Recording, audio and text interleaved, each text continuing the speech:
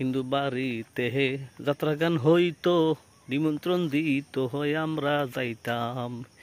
কে হবে মেম্বার কে বা সরকার, কে হবে মেম্বার কে বা সরকার, আমরা কি তার খবর লইতাম। হায়রে আমরা কি তার খবর লইতাম, আগে কি সুন্দর দিন কাটাইতাম আমরা।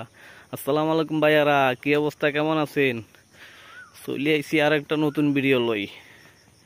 গ্রামের জব জাপ জঙ্গলের ভিতরে আপনাদের লই আইছি। এই যে গ্রামের ধান ক্ষেত দেখানোর লাইগা, দেখেন আপনাদের আনছি মূলত ধান ক্ষেত দেখানোর লাইগা। আর ময়মনসিংহের মানুষের কাজকর্ম দেখেন। এই ময়মনসিংহের মানুষগুলা করে কি, এই যে ধান ক্ষেতটা করছে, এই জায়গা দিয়ে কি একটা মানুষের কি হাঁটা সম্ভব? ওই বাড়ারে ধান কাটছে, ধান কেটে আনবো কেমনে ও আরেকজনের ক্ষেতের উপর দিয়ে? যে এই যে আইলটা করছে, আইলটা নাইলে 4 আঙ্গুল থেকে 5 আঙ্গুল জায়গা, 5 আঙ্গুল আছে পাশ, যে একটা মানুষের পাও 6 আঙ্গুল, ঠিক আছে? এই জায়গাটা দিয়ে হাঁটবো কেমনে? এরা আসলে পারে না আইল ছাড়া এ ধান করতে, কি কম হে করে। দেখেন ধান খেত দেখেন। আবার ওই সিপার মধ্যে ভাইয়েরা এই যে 2 ভাই 3 ভাই বয়ে আড্ডা দিতেছে। এই যে গ্রামের সৌন্দর্য এটাই, বুঝতে পারছেন? এটাই গ্রামের সৌন্দর্য। কি আরামে আড্ডা দিতেছে এরা, এরা কি আরামে আড্ডা দিতেছে।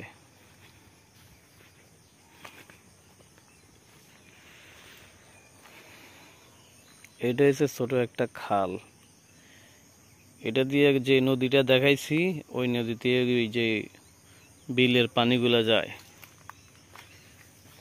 কি দেখাম, ভালো জায়গায় যাইতে পারতেছেন। এই যে দেখেন গ্রামে কি সুন্দর, এই যে জায়গায় জায়গায় লেবু গাছ পড়ে আছে, দেখছেন লেবু? এই যে দেখেন, এই যে লেবু, জঙ্গল আইছি লেবু গাছ পেয়ে গেছি। পাইবেন এরকম ন্যাচারাল ফল পাইবেন। এই যে কত বড় লেবু দেখেন, ওই যে কত বড় লেবু দেখছেন লেবু, এই যে কত বড় লেবু। এই যে এটাই গ্রামের সৌন্দর্য। যেখানে যাবেন কিছু না কিছু খাওয়ান পাইবেন। যখন ফলের মৌসুম হইব, আম গাছ, জাম গাছ, কত কি ফুল ফল গ্রামে ভরাই থাকে। এই যে পাইছি একটা আইল, মোটামুটি এই আইল দিয়ে মোটামুটি চলা যায়। আমি এখন যাইতেছি ধান খেতে, ক্ষেত দেখার লাইগা যে কিরকম বাগছে। মনে করেন যদি একটু এদিক সেদিক হয় তাহলে মনে করেন চিট ফটাং হয়ে যাব। তাইলে মনে করেন যে চিট ফটাং হয়ে যাব। আমি নিচের দিকে তাকায় তাকায় শুধু পাটা ফালাইতেছি। এই যে শ্বশুর বাড়ির ধান ক্ষেত দেখতে আইছি, ধান পাইকে গেছে। যে অবস্থা ভাই দেখেন, আমি নিজেও কনফিউশনে আছি যে কার ক্ষেত কোনটা। এখানে কিন্তু 2টা ক্ষেত, এটা একটা ক্ষেত, এটা আরেকটা ক্ষেত। ওই যে ধান গাছ কিছু পাকছে কিছু পাকে না, এটা এই জন্য বোঝা যায় যে 2টা ধান ক্ষেত। এখানে কোনো আইল আছে না? এই যে একটু সরাইলে মনে হয় যে চিকন চিকন একটু আছে।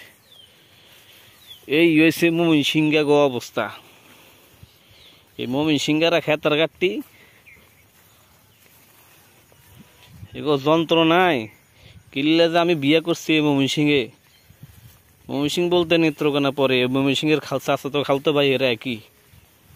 ধান ফাইকে গেছে, হ্যাঁ ধান ফাইকে গেছে। এই যে এগুলা নিয়ে কাইটা নিয়ে ভাঙ্গায় এখন মনে করেন নতুন ধান দিয়া নতুন চাউল দিয়া পিঠা বানাইবো, জামারে বানাই দিব আর খামু। বুঝছেন? আইসি যে নতুন চাউলের পিঠা খাওয়ানোর লাগে, সুদূর কুমিল্লা থেকে আইছি। এখন আমি যাবো কেমনে? হালার পুতরা কামটা করলো কি কোন তো? এমন কি এদিক দিয়ে যাওয়া সম্ভব?